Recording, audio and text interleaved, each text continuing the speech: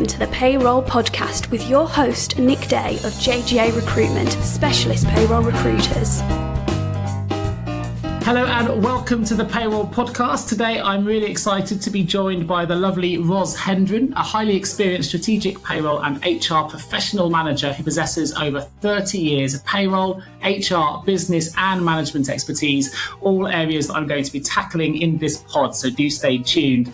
There are a few people in the industry with more management credentials than Ros, and perhaps that is why she's been so instrumental in playing active roles for both the Chartered Management Institute, or the CMI, and the CIPP. And that's where Ros currently holds the position of board director, but we're going to tackle that a little bit later.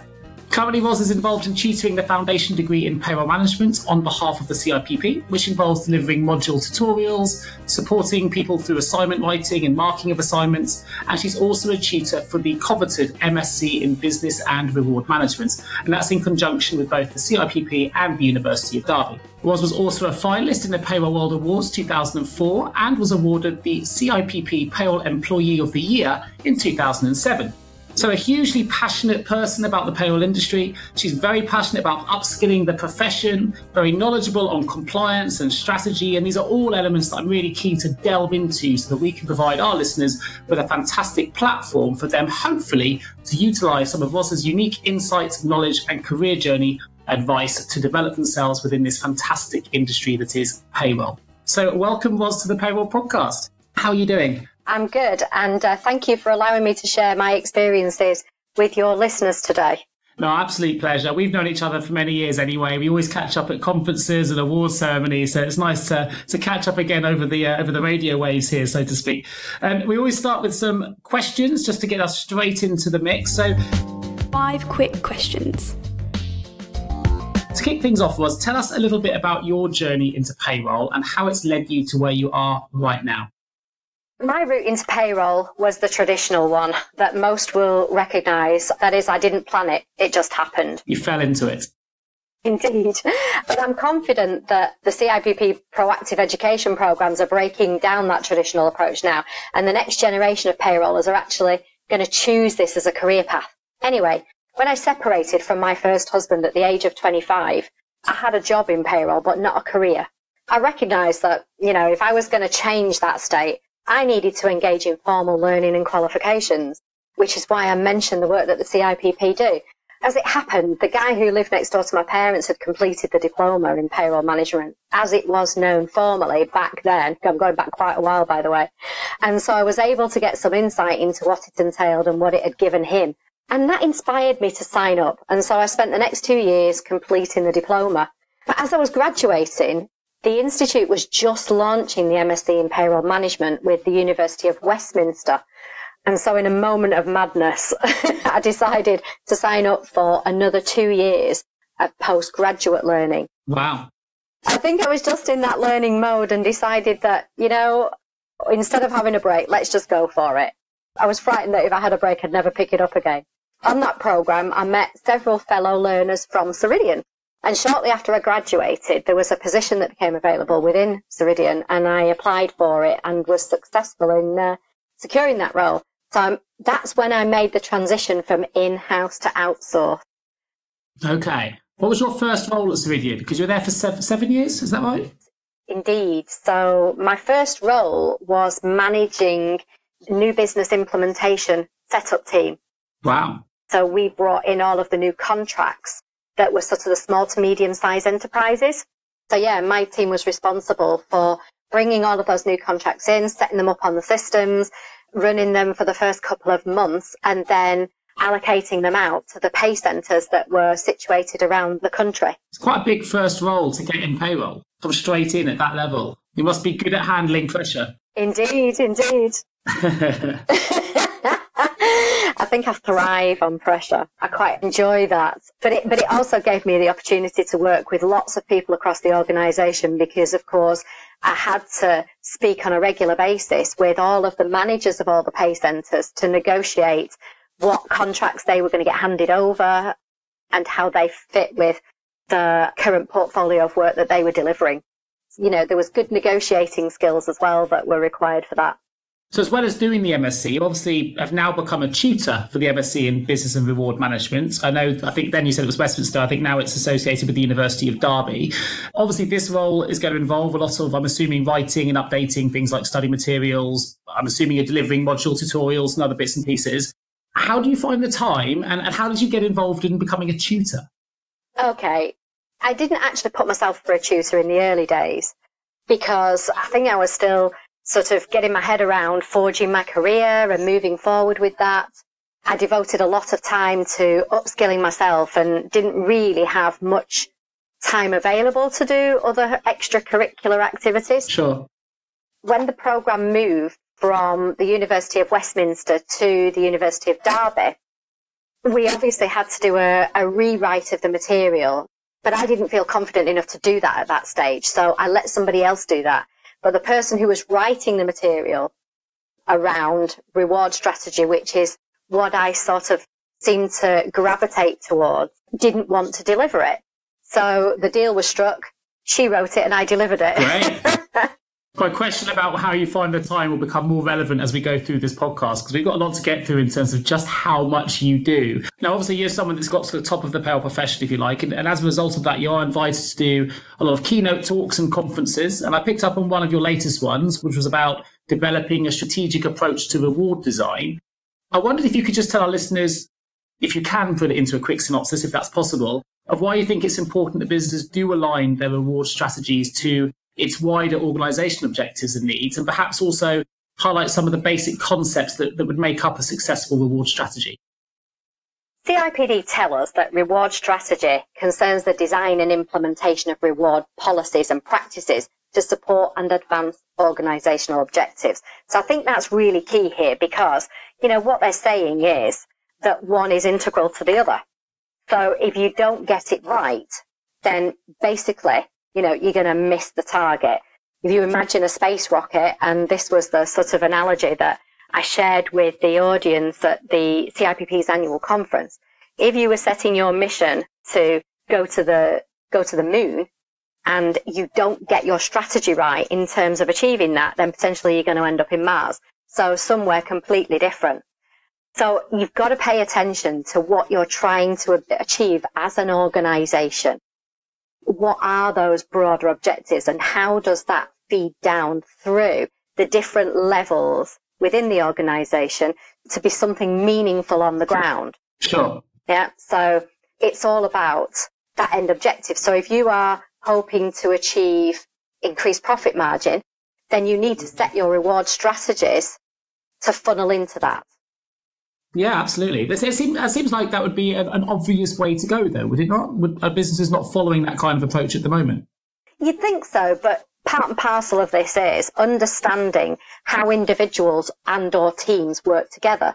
So if you've got an objective that needs to rely on a team working effort and you're motivating and engaging individuals through your reward program at an individual level, then you're not going to achieve that collaborative effort because you've missed the mark by focusing on individual reward. Yeah, I see. So things like that you've got to pay attention to make sure everybody's driving in the right direction.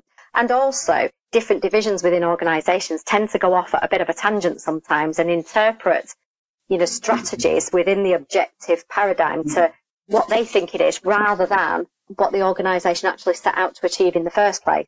So understanding that in context is really important, but also understanding what the different individuals require as well. So whilst you've got to consider the collaborative effort, you've also need to consider how individuals are motivated in themselves, and that will be different for everybody. And also what we're seeing now, Nick, is a shift in terms of the newer generations coming through into the workplace. So the Gen Y and Z, the millennials. Yeah.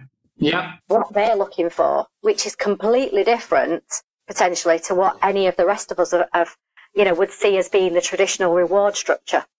So payroll people should naturally be quite good at this then, because they're quite used to wearing different hats and handling different priorities and stakeholders and being challenged, if you like, to deliver a great service across so many different changing priorities and stakeholders. I reckon that it's kind of a good place for reward to sit with a payroll professional, if you like, if they have to sort of bring the wider organisational objectives into one aligned reward view.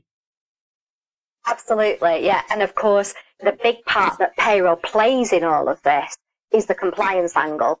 Because I've seen all too often, Nick, in organisations where, the HR or the reward teams have gone off and they've built nice, motivating and engaging reward structures. When it's brought back to the payroll table, payroll have to then turn around and say, well, you can't do that. There's a tax issue there or a compliance issue. And so if you want to do that, we're going to have to do it as a grossed up element in the payroll to make sure that we're not missing the mark when it comes to compliance.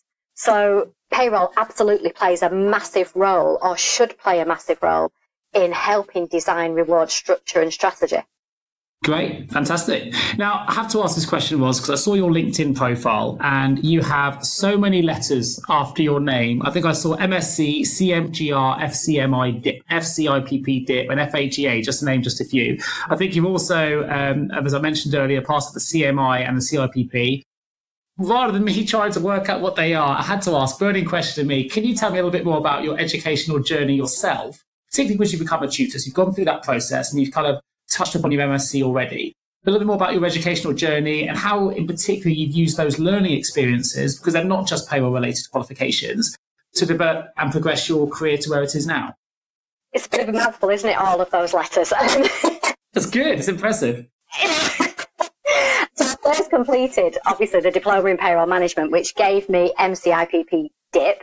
And then I followed that with the MSc, allowing me to use those letters. But the stance with CIPP is that if you invest the time in achieving the MSc, then you're granted fellowship. Right, okay. To recognise what you've given back to the industry by promoting the industry through that learning process. So that gave me the FCIPP DIP. Whilst I was at Ceridian, and I think this is a really key point here, I was fortunate enough to be enrolled on a formal management training programme, which I think has been invaluable in supporting my career advancement to date, as I didn't just have technical payroll skills, but I also had the technical management skills. That's a big area, I think, where a lot of payroll managers today fall down because they've got the really good, solid technical background, but their employers fail to invest in their learning from a formal perspective in the management piece, and that's really key. But I was fortunate, and it gave me the confidence to manage people as well in a really strategic and supportive manner. I'm really passionate about this, and I wish more organisations would invest in relevant management training programmes. It does seem to be a common theme within the podcast, actually, that we've done. We've done others with the likes of Kate Upcraft and Max and others that have all kind of said that businesses could really do more to invest in their staff in terms of that management training piece. That seems to be one of the missing pieces in the jigsaw for developing strong leaders for the future. Absolutely. I couldn't agree more. And I think we really need to bang the drum on this one and encourage organisations to invest in this area. Anyway, that management training that I was fortunate to have allowed me to complete a management diploma, which is where the letters MCMI DIP came in, because that was with the Chartered Management Institute. But, you know me, I wanted to continue developing my skills in management as well. So I worked really hard on identifying my skill gaps as a manager and engaging in learning to keep developing that skill set. And then it meant that I could apply for and was granted a chartered membership through proving the application of that development in the contextual environment. And then following on from that, I applied for fellowship of CMI and was granted that as well. So I've proven myself to the Chartered Management Institute as worthy of having fellowship and being a chartered manager. Yeah. And then about 5 years ago, I was given the opportunity by CIPP to engage on the postgraduate learning programme. This was a postgraduate certificate in work-based learning. Right. So a teaching qualification. Yeah. And that's provided me with invaluable skill sets through which I've been able to enhance the MSc and foundation degree learning programme. So giving something back to the learner population that come through the CIPP. And it ensures that the learners get the best experience they can from their respective learning programmes.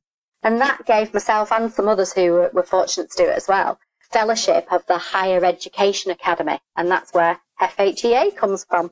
Fantastic. Well, it sounds like you're definitely an opportunity taker rather than someone who, shies away from it, because every opportunity has been given to you. Certainly in your educational journey, you seem to have grabbed with both hands and pressed on. I'm sort of a couple of years, I might be interviewing Dr. Ros Hendren, I reckon. If it comes in front of it, I'll be more pick up. But you've clearly used those qualifications. You're involved in, some quite very high profile, significant board level strategic HR and payroll projects over the years. And you've got a lot of board level strategic experience. And it's something that I know many of our listeners are really keen to know more about, especially in terms of how they can develop their careers to get that kind of level of exposure, to get this level of authority and start having sort of senior board level conversations within their businesses. So can I ask you what advice you would give to perhaps a payroll manager that's listening to this right now who is really keen to have an impact at board level, but isn't quite sure how to elevate themselves to get there? That's a really good question, Nick. So being able to influence strategic decisions at board level requires quite a big range of skills. It's not rocket science, but if you're not aware of those skill sets or don't possess those skills or expertise, you're unlikely to be able to have a voice and make a difference. It's really key here.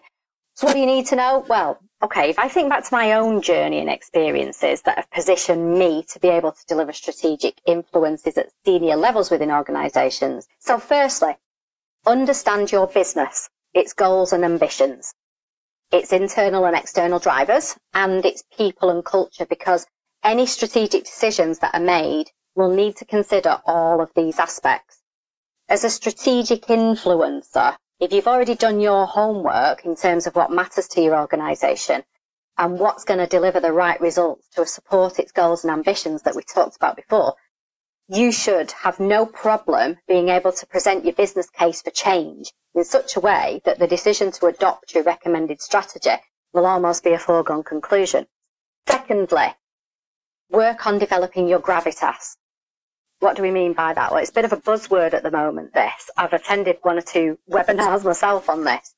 Basically, you need to be clear about the image that you are presenting to your stakeholders. How do you engage with your audience? Are you reflecting the right image? Do you show engagement in all of your stakeholder meetings and discussions, actively taking part? So you need to reflect on how you show yourself in all of this activity. Or do you sit back and let others lead the discussion? Sure. Be really critical about yourself. Do you proactively get involved in the business of the organisation? Or do you only engage in what impacts on your own sphere of work? These are things that will make you stand out. Are you a leader? There's a bit of self-reflection there, isn't there? A bit of self-reflection required. It's not always you haven't got the opportunity. Sometimes you've got to ask yourself the question as to whether you're doing the right things to be given that opportunity. Absolutely. So you need to be very self-aware, and have enough emotional intelligence to understand the image that you're creating, but also the impact that you're having on all of those around you. Yes, so all of your stakeholders. Thinking about, are you a leader? And if so, are you an inspirational leader? Or are you just a manager? Not that being just a manager is any less important, but it's a very different role. If you're confused about your image, your stakeholders are also going to be confused. And so they're going to be unsure as to how to react to you and any recommendations that you make. That's a good point. Yeah. So, and finally, never stop learning, particularly about all the relevant change that's going on within the industry or your business specifically. Because when you're selling strategic change at board level, what the directors are going to be looking to see is how credible you are. If they feel comfortable that you're knowledgeable and you're constantly scanning the horizon to see what's coming next, keeping up to date with legislation, technology, the economic climate, what employees want, and are not just acting or reacting in the moment, then you'll start to build up your image as a trusted advisor to the business. And the more they trust you, the more they will trust your recommendations. Fantastic. Great advice. I think if people want to rewind and make notes, I'd highly recommend it, because this is a really popular subject that we're getting asked a lot in terms of feedback on this podcast. And, we're speaking to industry leaders like yourself, Ros, and people want to know how they can be seen to become an industry leader themselves, and how, not just externally within the wider payroll world, if you like, but also internally within their businesses. So I think that's really fantastic advice. So thanks for sharing that. You've gained, obviously we've touched upon it already, you've gained management experience both within HR and payroll outsourcing industries, and you mentioned Ceridian earlier, as well as other large BPOs which are operating in the business. But you also possess large-scale in-house payroll management expertise, and you've worked for companies with payrolls of over 34,000 employees to give some context to the size of payroll operations that you have managed. How do these two environments differ, and how has getting exposure to both working environments, how has that helped your career? So again, another interesting question.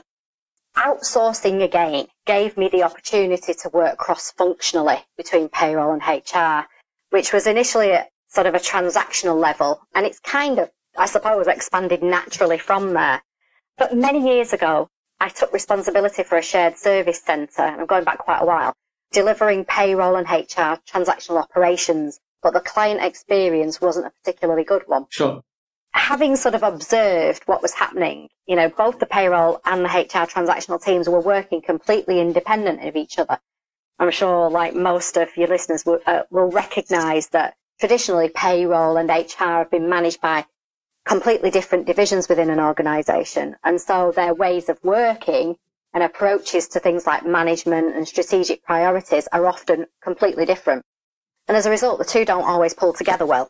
What we saw in this particular example was that neither team was aware of the impact their operational delivery had on the other. Sure. So, just as an example, the HR transactional team had no visibility of the volume and nature of things like payroll queries that were being handled by the payroll team, where contractual information had been input wrong at the beginning, and so therefore resulted in incorrect payments. So, inaccuracies on the payroll. And similarly, the payroll team had no visibility of the volume of work that was being generated for HR to keep recruiting staff who'd left the business because generally they were unhappy with a less than accurate payroll service. So you can see how they were completely at odds with each other and not pulling together for when we think about the organisational objectives, what is it you're trying to achieve and how do you need to get there as a collaborative effort? This is a prime example.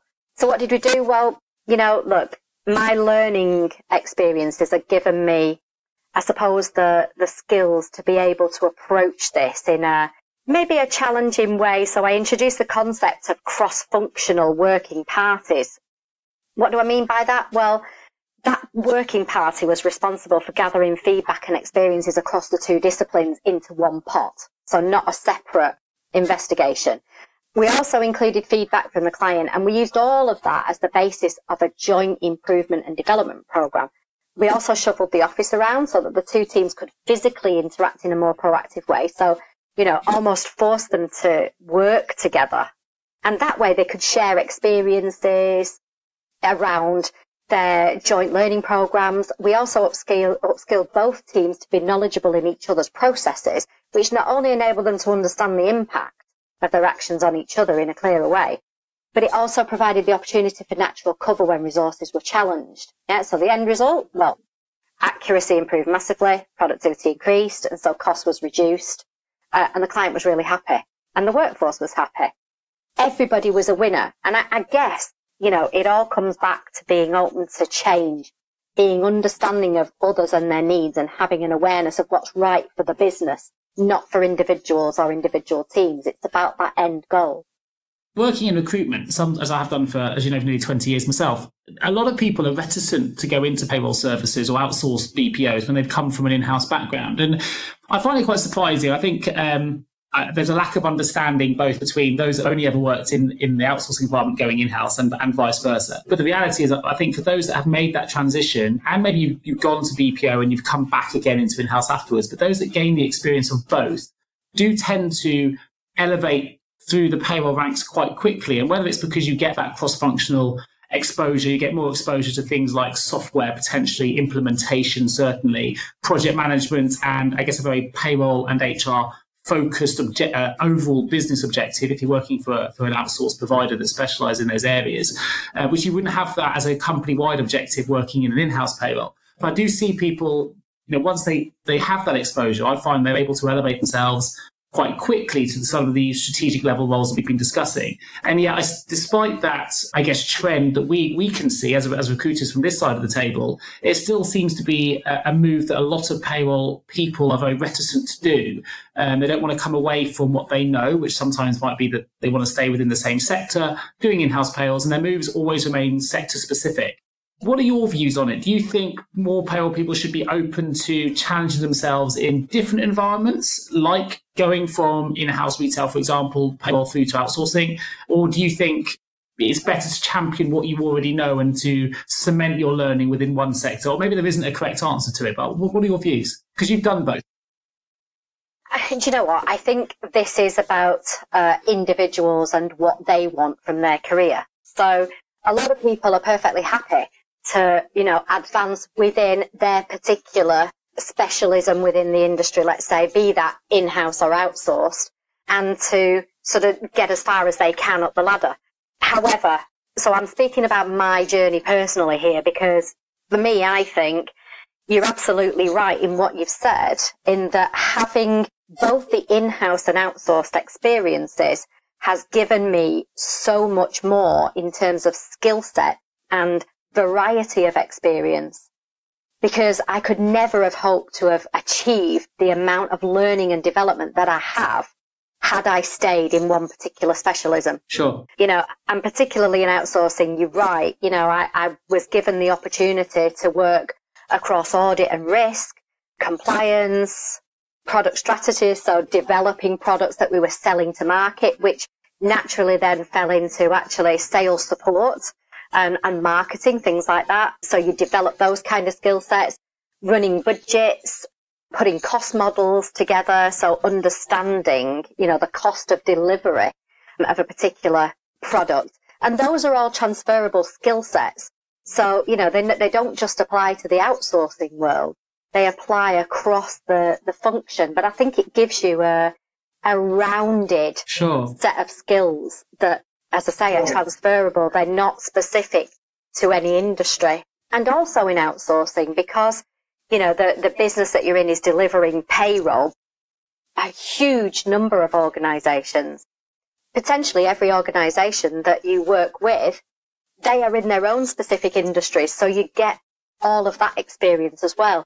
So if I think I've managed teams and been involved in clients who work in banking, in retail, in leisure, who all have their own unique requirements and complexities when it comes to payroll. And some of that will travel across all of the different functions, so experiences can be shared, but only apply to particular industries. But in any event, they're all hugely important experiences that you can take with you and feed back into the next thing that you do.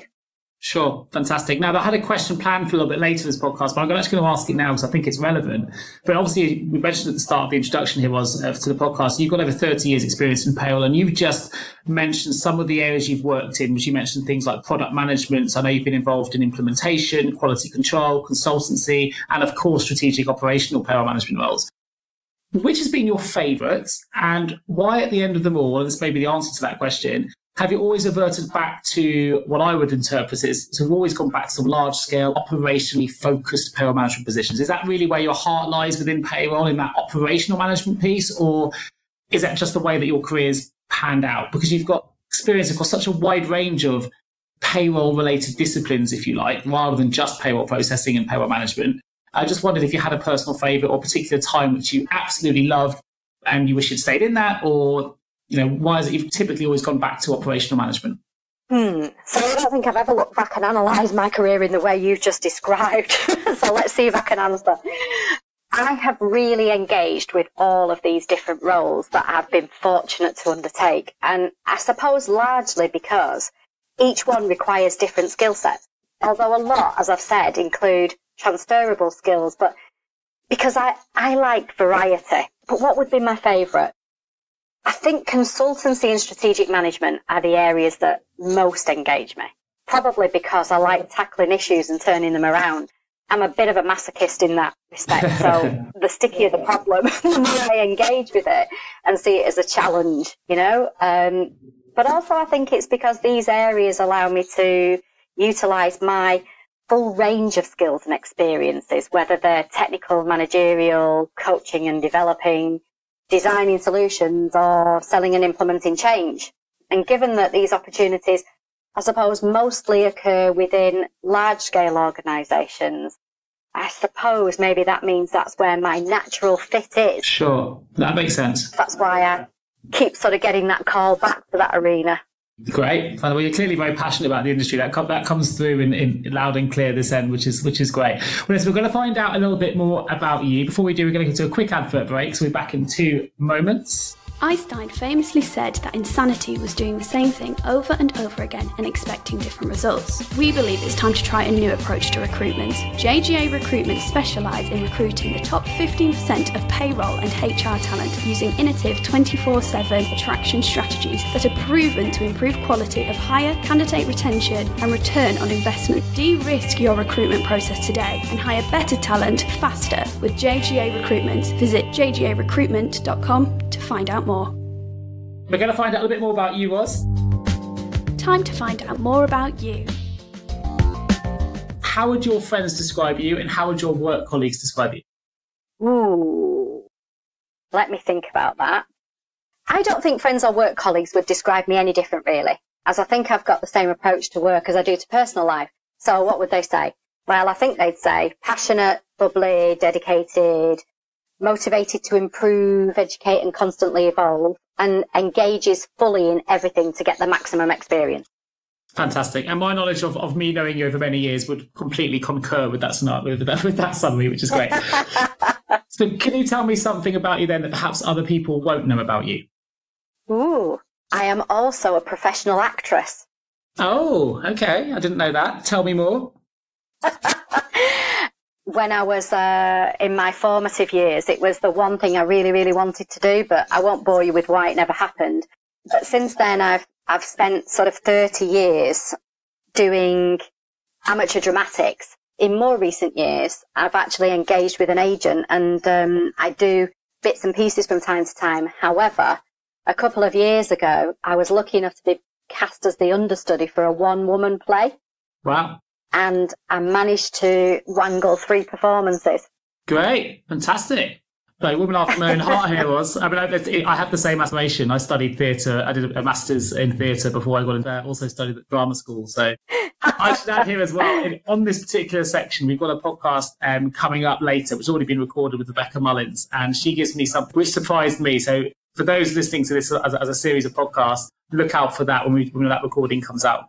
Anyway, fantastic. So you, Ros, you are abducted by aliens who want to learn more about our species. What item would you take with you? I think it'd have to be tea bags. Tea bags? Yeah. Well, if you think about it, it's what the nation runs on, isn't it? Cups of tea. And there's nothing a nice cup of tea can't fix. You know, it provides comfort, calms you down, warms you up, and helps the thought process. So invaluable. Fantastic. Do you have a personal favourite? Yeah, I like a good breakfast tea, but I'm also rather partial to an Earl Grey. Okay. So we'll let you take a mixture on this occasion, if you like.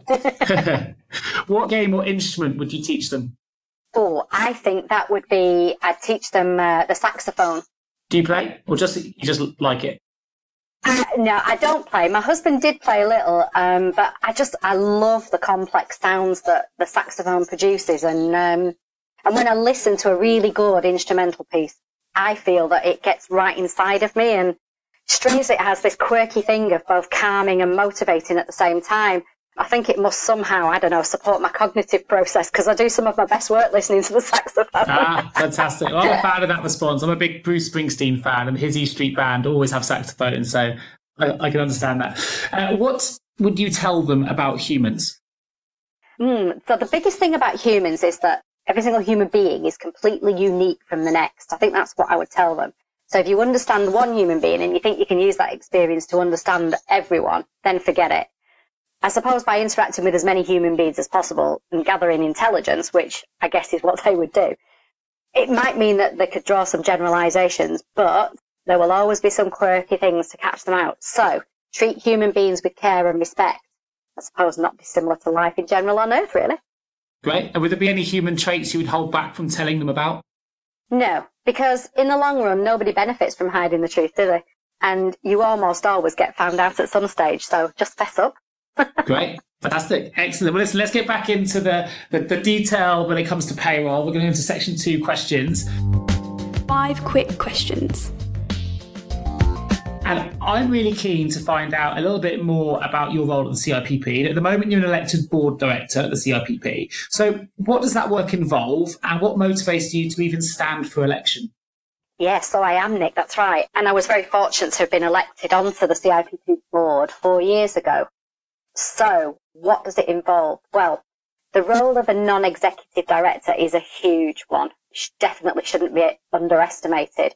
Whether it's the CIPP or a large multinational organisation with a presence across the globe, sure, it's no different. The role is exactly the same. So what is it? Well, essentially it's about making sure that the CIPP is compliant in all of its operational activity with not only regulatory requirements, but also its duties in law, and that's a big one. So governance is a huge part of this. Ensuring the financial viability of the institute. And, to do that, we have to monitor the budgets, the spend, the investment, and the risk management. So we need strategies around that, which we implement and, sort of adhere to. Having the ability to set strategic direction for the institute. So that's a really big one, because it's got to be relevant to the membership. Sure. But also support the fulfilment of CIPP's goals and ambitions. See, you've got to address both, really. It can't just be one or the other. So it's quite a complex role. It's quite a demanding, complex position to have. It absolutely is. And, you've also got to be proactive in being the voice of the members in the institute, representing views to external audiences in a positive way, to enhance the institute's reputation and further the development of the institute's profile in the industry, as well as the profile of all the professionals working in the industry. So it's huge and really important, and definitely not to be undertaken lightly. It must have been quite an exciting time for you then, because over the last 4 years, we've probably seen more changes, sort of instrumental changes in the payroll industry than ever before in terms of its status being raised within businesses, just gaining chartered status as well. And as an industry now, it's more recognised professionally than it ever was before. So what are some of the highlights for you that you've experienced over the last 4 years?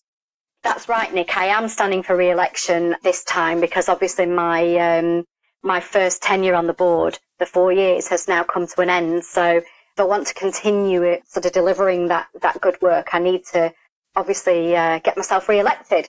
So what sort of things are we going to be looking at? Well, the CIPP is committed to continuing delivery of its traditional core quality services, and that's across the diverse group of members. So we need to be able to make sure that we have programs that suit all needs to help them stay up to date and compliant, but also, as I said, whilst promoting and enhancing industry profiles. But we also need to keep an eye on what else is going on. So we know that Industry 4 is here, and we need to understand what that means for us. Sure. Artificial intelligence. I listened to your podcast the other day around blockchain technology. What does that mean for us within the industry? Is it going to have a big impact or not? And if so, how will it be applied? These are all things that the Institute needs to keep on its horizon and keep researching and keeping pace with, so that when our members need information and training programs, we're there ready with them to deliver them. We're not playing catch up in the background. Those are the things that we've just sort of pulled together. Interestingly enough, we've recently been working on the short, medium and long-term strategy that we've been talking to the operational team about within CIPP. And some of these themes and flavours will start to play out in some of those strategies that you'll probably see coming on stream in the next months and years to come. Great. Sounds like an exciting time. Yeah, for sure. I like to see how important it is, and technology moves on so fast. But it's great to have a conversation with yourself, someone like yourself who's so passionate about just improving the industry for everybody. And if that means, using up your time, standing for election to help deliver those things, I think that's fantastic. So kudos to you, Ros, and I wish you the best of luck in getting re-elected onto the board. I hope that works out for you. I think utilising some of your knowledge, though, for the listeners that are tuned in right now, aside from your operational power management experience, you're also involved in some voluntary work developing and helping others in terms of their leadership skills. We're not even going to tackle that today because there's just so much to get through. But one thing I do want people to know is you've also set up your own payroll consultancy business.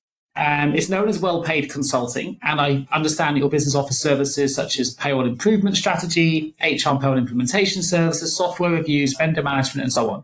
Now, it's not a plug for your business because I know you didn't know I was going to ask this, but the reason I'm bringing it up is that, again, whilst a lot of people want to get to the top of the payroll tree in terms of that board level involvement, there are also a lot of payroll professionals out there who sometimes feel like they've hit a ceiling and they, rather than work for an employer, they want to take the risk, the jump, the journey, if you like, into managing their own consultancy business. So I'm quite interested to know what your take would be in helping other people getting, if you want to start their own business, what would they need to do? What advice could you give them? It's obviously a very nerve-wracking decision to move from PAYE to self-employed as well. So what advice would you give to any aspiring payroll entrepreneurs out there who are interested in making such a move? Okay, so... well, being self-employed isn't right for everyone, Nick. So, if job security is your number one priority, along with financial security, you're going to have to do some real soul searching and ask yourself some difficult questions before you even think about embarking on a career path that involves self-employment. You probably might even want to talk to, a friendly accountant or a financial advisor, because they are skilled in helping guide you through that thought process. So they will ask you the difficult questions that you might not be able to ask yourself or even know to ask yourself. So I definitely recommend doing that. Get some independent advice about whether, first of all, it's right for you as an individual. If you're still interested, once you've gone through that stage, for me, I think the next step is to be absolutely clear about what you want to do and deliver. So what's your niche? Sure. It's easier to start delivering services that, you're experienced in and that come naturally to you, rather than trying to learn on the job with no prior experience. Sure. Because in a self-employed consultant role, you're going to be very much under the spotlight because your client will be expecting great things from you. They're paying a lot of money and they won't be prepared to have to micromanage you through delivery of a project. That's great advice. Yeah, don't overreach, because you're just going to lose credibility in the industry if you try to do that. So, start small and be comfortable about what you're trying to do. And finally, I'd say, make sure you have access to consultant communities and networks, because that helps you to take advantage of others' knowledge and experiences. I mean, I share information and have discussions with others on a regular basis because we help each other out. And it also potentially gives you access to future opportunities. So I've passed on many contracts, contract opportunity to others, where I've had a call, but I couldn't progress it because I was already engaged in a contract. Sure. And included in this, I'd recommend agencies such as yourself at James Gray Associates, Nick, because making them your friends is important, as they're your eyes and ears on the ground in the industry. And people like yourselves will always be on the lookout for highly skilled individuals to recommend to clients. So you need to build that network up. Those would be my sort of initial suggestions. Absolutely agree. Obviously, I would on the agency piece for sure. But I mean, I'm also a big advocate for networking, and anyone that's seen any of the talks that I do at the CIPP or elsewhere, I think that's something that payroll people could definitely get better at. And the power of a network could be a really, really useful tool, particularly if you are looking to go and launch your own consultancy service in the future. So having run your own consultancy business now, what kind of project do you relish the most? What do you like the most?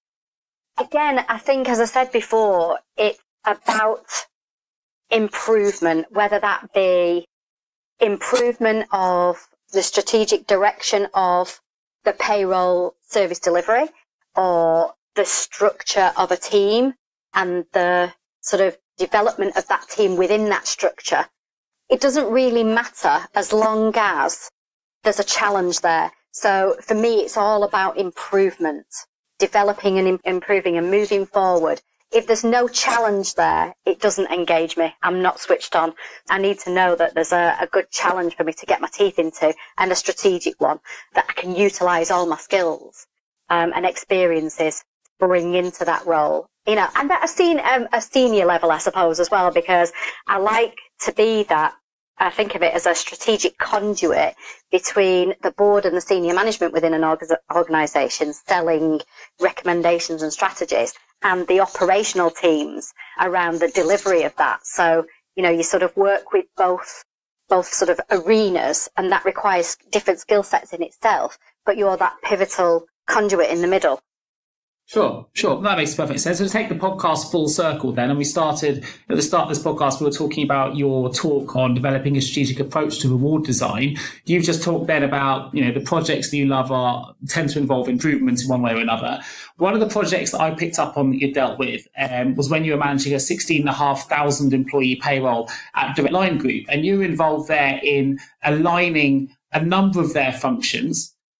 I think it included reward, HR, tax, risk, and finance. Just last question, really. Why do you think alignment is so important? And you talked about it a little bit at the start of the podcast, but why should other businesses listening to this, or functions, if you're a payroll manager, follow this strategy? What are the benefits in that kind of group alignment, in your view? For me, it's all about stakeholder engagement, really, Nick.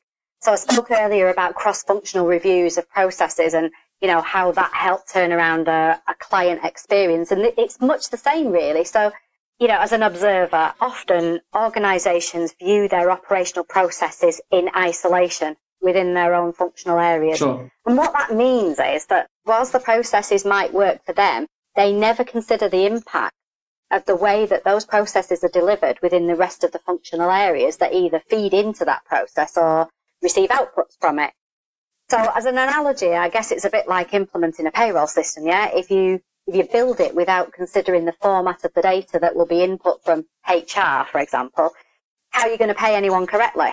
And if you don't consider the format of the information that others are going to need from you out of the back end, such as finance, how will the business account for the cost generated by the payroll activity? So having that engagement with all your stakeholders plugs the gaps that might exist in those processes. And remember, we also spoke earlier about becoming a trusted advisor to the business. Well, for me, this is certainly an area where individuals can build that reputation, because by engaging with your stakeholder community in a proactive way, not only delivers the right result for the business, that your processes are built to deliver, maintain and sustain operational activity across the organisation in a compliant and effective way, you're going to be viewed as a proactive leader and change manager within the business. And that's what's key here, isn't it?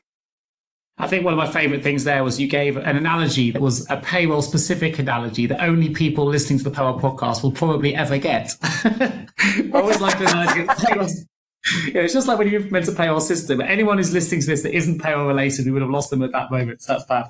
Okay, so we're going to open the vault shortly. Last question, I have to ask it because you're clearly very motivated. You're clearly passionate about all the things you do, a lot of it voluntarily, and you've got yourself involved in so many different aspects of payroll, not just in terms of launching your own business, but developing your educational journey, the different kind of roles and projects you've taken on.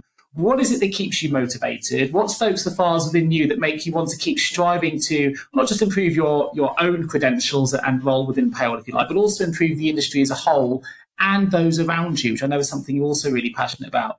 What is it about the industry that makes you so passionate about pushing its boundaries? And I guess a few questions coming in at once here, really, but what's your ultimate goal? I think what fires me up about working in this industry is the fact that nothing ever stays still. I've talked a lot about I like being constantly challenged, and I really enjoy continually learning and developing all my skill sets. So I suppose it's a marriage made in heaven for me, really, isn't it, working in payroll? Because there's always something new to learn. But what I also enjoy is sharing that learning with others, to help them raise their own profile within the industry. And that helps them individually make a difference, I suppose, within their own sphere of influence. But collectively helps make a difference within the industry at large, proving just how critical it is that payroll is fully considered and represented at board level within organisations. Sure. So the ultimate goal for me, well, I would still like to think that we might one day, see payroll directors on the board of organisations, payroll standing up in their own right rather than as a subdivision of another function, because that's when we'll really truly make an impact and a difference. That's it for me. And personally, well, my next step is obviously to achieve individual chartered status with CIPP. So, as I said before, I need to get my skates on and do that. Fantastic. Well, a great way to end the questions for the podcast. Well, listen, we're going to enter the vault. Entering the vault. What is the one piece of advice you would give to someone working in payroll right now? Never stop learning and developing. It's going to stand you in good stead. And never be afraid to take a lateral move, as it's probably going to give you experience and skill sets you'd never have dreamed of seeking, but which would be nonetheless extremely useful. Fantastic. You're speaking to my recruiter heartstrings with that response, so thank you for that. With the benefit of hindsight, what would be the one career decision you would change? To complete formal payroll qualifications earlier, I think. I was 30 when I graduated from the MSc and my career took off. But I feel now like I'm running out of time to do all the things that I want to do before I retire. Excellent. If you had the power of foresight and could change the entire payroll industry with one action or improvement, what would that action or improvement be? Okay, where do you start with a question like that? So for me personally, I think, as I said before, if payroll had developed as an independent function, rather than a subdivision of either HR or finance, I think a lot of the current issues we observe and experience within organisations could have been avoided, particularly from a compliance perspective. But I'd also say from a communications perspective, as payroll touches all departments at some stage or another, so it's pivotal to an organisation's smooth running. Great, fantastic. Who motivates you and why? My 3-year-old daughter. I observe, her capacity and ability to learn and the fact that nothing phases her.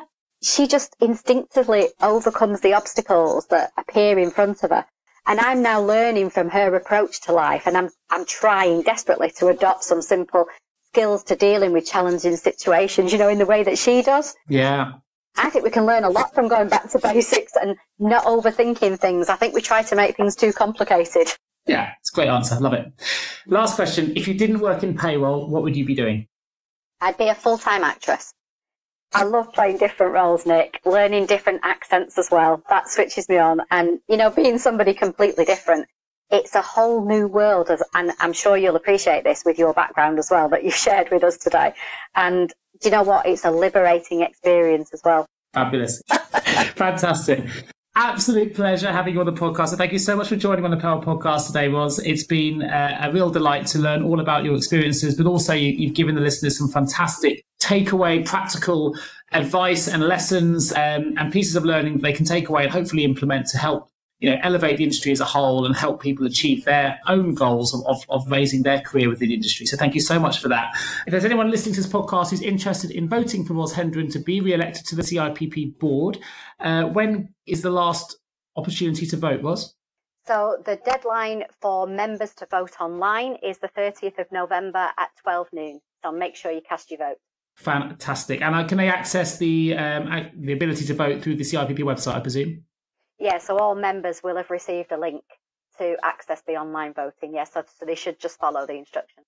Fantastic. I wish you the best of luck in the vote. For those interested in finding out more about Ros, I will put a link to her LinkedIn profile in the episode notes. Obviously, hopefully we'll be seeing Ros re-elected as part of the CIPP board. So I wish you every success with that, Ros. And we'd just like to thank everyone for listening into the Payroll Podcast. The next episode will be out in a couple of weeks.